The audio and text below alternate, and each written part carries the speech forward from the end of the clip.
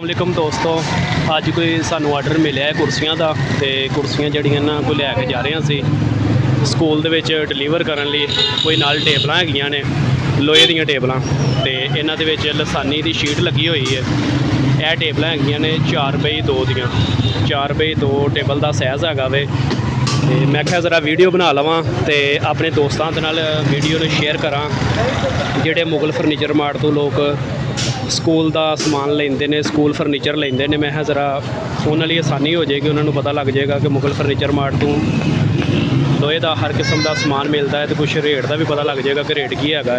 यह है जी 4x2 दियाँ लसानी की शीट वाली टेबल ने, तो नाल कोई कुर्सियाँ हैगियां ने, कुर्सियाँ लैके जानियां ने। मैं वो भी तुहानूं विखाना वा। उत्थे ना ज़रा हनेरा हैगा सी, उत्थे सही तरह नज़र नहीं आ रहा सी।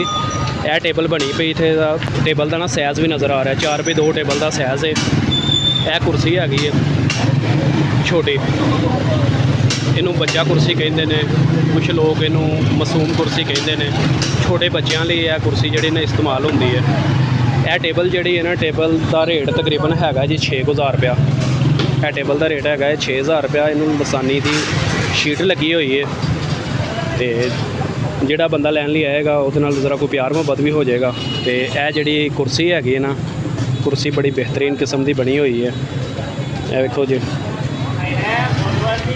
इस जगह तो ना पेच जे लगते हैं ना कुर्सी के, तो यह पेच निकलन का है रौला कि पेच निकल सकता विचों, पर इन्होंने यह नाल चीज़ वैल्ड करवा के ना एक उत्ते एक थले बेहतरीन काम किया हुए।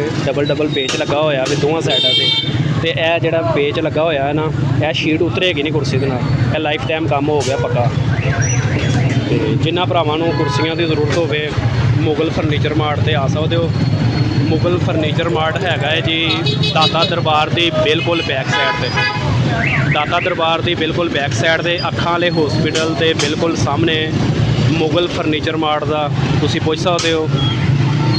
करीब हाफज चाय वाला भी है अखां वाले हॉस्पिटल के सामने, दाता दरबार की बिल्कुल बैक साइड तो हर किस्म का लकड़ी का फर्नीचर तो लोहे का फर्नीचर जोड़ा ना मुगल फर्नीचर मार्ट तो मिलेगा।